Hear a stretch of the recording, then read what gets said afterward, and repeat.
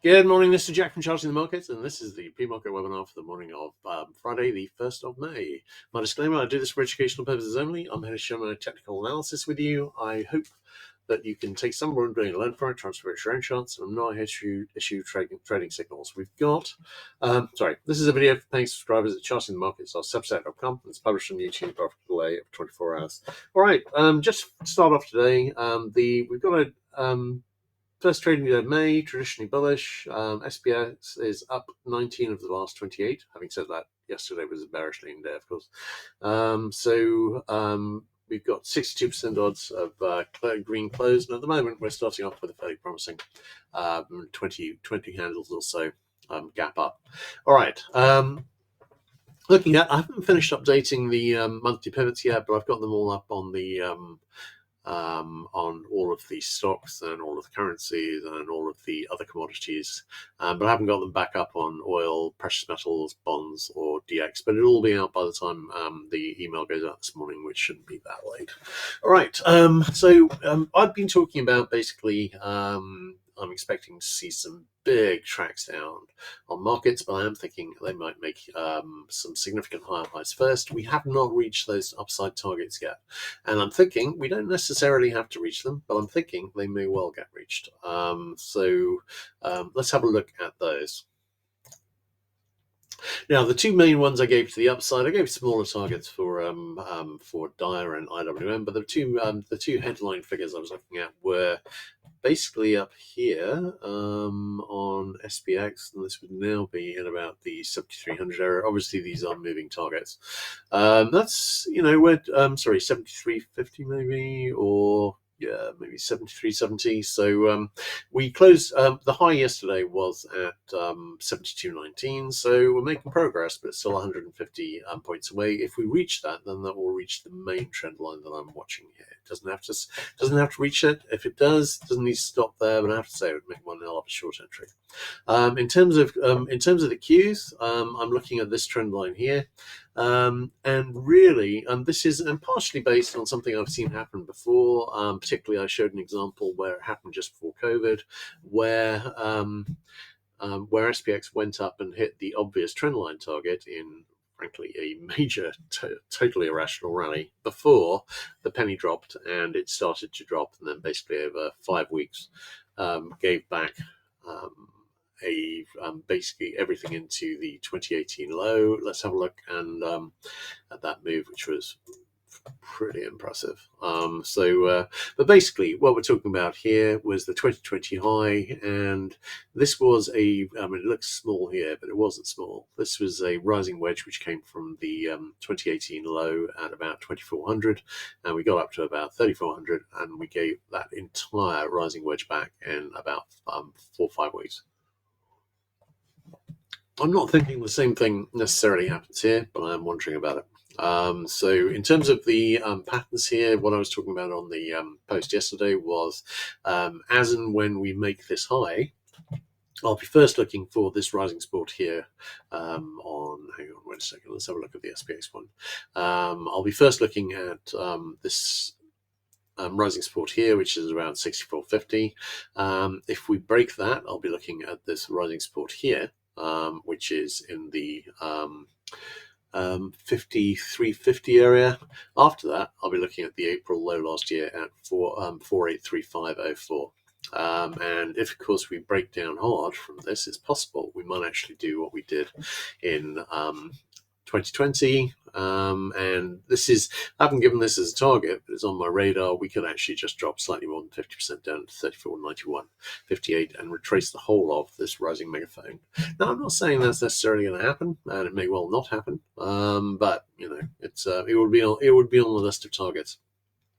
And if we see, let's say, the AI bubble burst while we are coping with this, then potentially that would be on the cards. So we haven't reached these targets yet. I've got this Q's target in about the 690 area, I think. And I'm watching the shorter term charts, but that's what's on the radar. In the short term, we're up a bit, and we've got a possible weak 6-minute sell signal brewing on ES, and NQ hasn't quite reached the possible near miss target on the open 60-minute buy signal, although at this stage I I tend to write it off. We've made slightly higher highs here. We've made more confident higher highs on ES so far. RTY, I was talking about yesterday, the bull flag here, that's broken up with a target and a retest of this high here. I've drawn in the line, and that's basically as far as my targets go, really, on RTY. On YM, I was talking about two targets. The first one was the bull flag target at a retest of this this high here, the April high, and that has made target. The second target, which is more ambitious but may well be doable and would clean up the daily chart considerably, would be a retest of the February high here at the all-time high.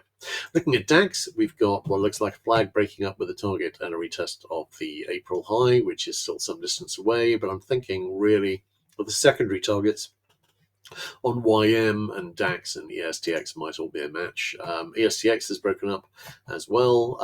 Nikkei is still pretty close to the highs, and I'm wondering if it'll top out. Asia is taking the first brunt of oil shortages. So 80% of the oil that goes through the Strait of Hormuz goes to Asia. And so I am wondering if this might top out earlier than the others. We shall see. All right, in the short term, I did have a comment yesterday. Someone was asking about the daily middle band and saying that we seem to be an awful long way short of it. Yeah, we are. And the reason is the bands are, we started yesterday. We went up 100 handles yesterday, including the after hours move, and we started off nowhere near the daily middle band, and we're still 170 points below the daily upper band. This is because the bands are blown out. We've moved 1,000. We've moved up 1,000 pretty much in the last month, or at least relatively fairly close to it. And this is the Bollinger Bands are wide. It's going to be very difficult to get back to the daily upper band, and I'm not really seeing it as a target. The band's more of an issue when they're not blown out. So, for instance, if we were to reach the 3SD upper band, that would be, we would need to go up another 350 points from here, and by the time we reach that, it would be most likely very considerably higher, possibly hundreds of points higher. So I'm not really seeing that as a target. What I am watching is divergences here. Now we've got a weak RSI 14 sell signal on SPX fixed, which I'm not really paying much attention to, and we've got a daily RSI 5 sell signal fixed, which I am paying attention to. Now we could go considerably higher, because this actually got up to 93. We could go considerably higher before this failed, and so I'm not expecting this to fail, even if we go up another 170 points. In terms of the hourly chart, no current divergence. Yesterday, the close, we didn't have any negative divergence here, but we were seeing some on other things. Qs, we've got a weak RSI 5 sell signal fixed. And we've now got, we've got a little weak RSI 14 cell signal brewing as well, but we've got a full-size RSI 5 cell signal fixed here too. Again, I'm thinking this might go up beyond where we are now considerably. There seems to be a lot of oblivious wishful thinking happening in terms of what's actually happening in the Strait of Hormuz, and people are watching the Iran war. But I was pointing out last week that at this stage, it's not really about the Iran war anymore. Iran has really become irrelevant from an economic point of view. It's actually all about the Strait of Hormuz, how long it stays closed, how much damage has already been caused by it being closed as long as it has been closed, and how much that's going to affect the world economy over the summer, regardless of what happens now. So that's the main thing I'm watching here. I think we go considerably higher here. I'm expecting these daily sell signals to play out, but I'm hoping to get some decent patterns. And now that we've actually moved up and away, I've got candidate support trend lines. I will be working on looking for the obvious trend line targets. Now that we've got this move, if that move holds, then great.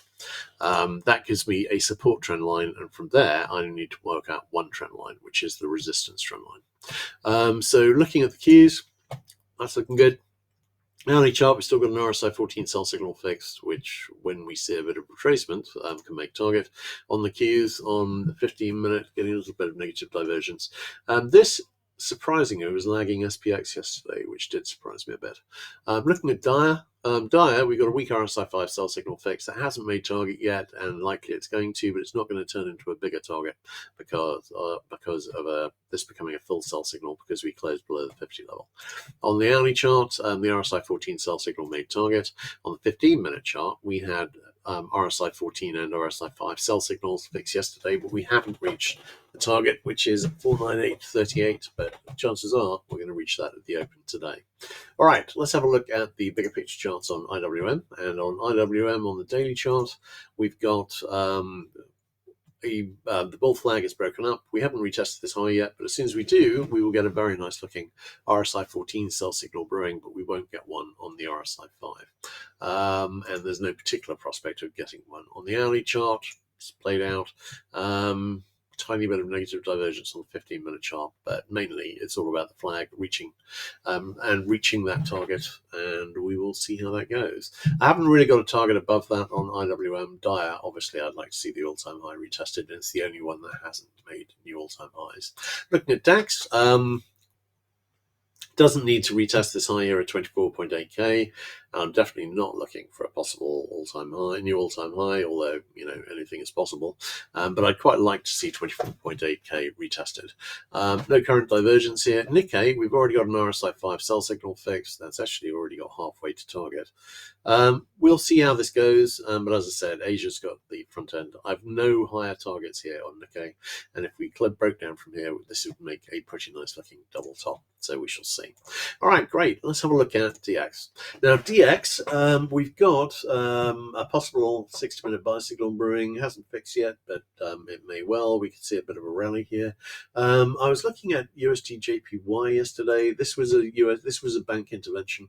We've actually broken down for a double top here with a target in the 154.46 to 154.68 range. And I'm wondering about that, but given that it was intervention, and now the intervention seems to have stopped, I am wondering about this little level bottom, which on a sustained breakup would be looking for target in about the 159.10 area. Looking at the others, not a lot to see on Euro, not a lot to see on GBP, making higher highs here as dollar has been heading back to the lows. USD CAD, not a lot to see either. We have gone lower, which is a bit disappointing, as it means this isn't a bull flag forming. Possible 60-minute buy signals brewing here on Australian dollar. We've got we had a 60-minute buy signal which made target. NZ. Possible double top forming here, but there's not a lot to say on the currencies. As ever, I'm mainly looking at the DX chart, where we're pretty close to what looks like a bit of a rally here. Looking at ZB, I'm still overall very bearish on bonds. So we're seeing a bit of a rally here. We've got the 60-minute buy signal has reached possible near miss target. I'm thinking in the not too distant future, we're going to come back and retest these lows. In terms of ZN, where you've got a nice looking flag, it's broken down. We're seeing a bit of a rally here, but again, I'm looking for a retest of these lows once the market wakes up to, reality. So let's have a look at oil, coil, new crisis high, CL, new crisis high, HO, new crisis high. On these current contracts, of course, RBOB was already at new crisis highs. NG, we're seeing a bit of a rally here. Not clear what a reversal pattern might be here, and I'm not clear there's going to be a big rally here, but I'm wondering about potential bottoming action here. All right, let's have a look at GC, where we've broken down for a double top with a target in the 43.30 to 43.60 area. I'm still thinking that might make that target. We will see. It's just been wiggling around uncertainly for quite a while here. Hopefully, this is because this is changing back to a flight to safety assets, because there will be demand for a flight to safety asset soon. And precious metals looks to me like it should be possibly the obvious beneficiary. Certainly far more obvious than the dollar. SI looks like a bear flag which has broken down, waiting to see. Palladium kind of looks like a bear flag too, although not a well-formed one. Platinum, we've got a flag, obvious flag which has broken down. We are seeing a rally here. I am wondering if we might retest the high and then come back down. We shall see. HG, double top is broken down with a target in the 5.78 area. We've got a potential smaller double bottom, which is breaking up here basically with a target in the weekly pivot area at 6.05, but that's only going to be, actually no, more like 6.07. We shall see. All right, great. Let's have a quick look at questions, of which we have none. In which case, I think that's a wrap. Everyone take care, and I will have a wonderful weekend, and I'll see you on the other side. All right, cheers.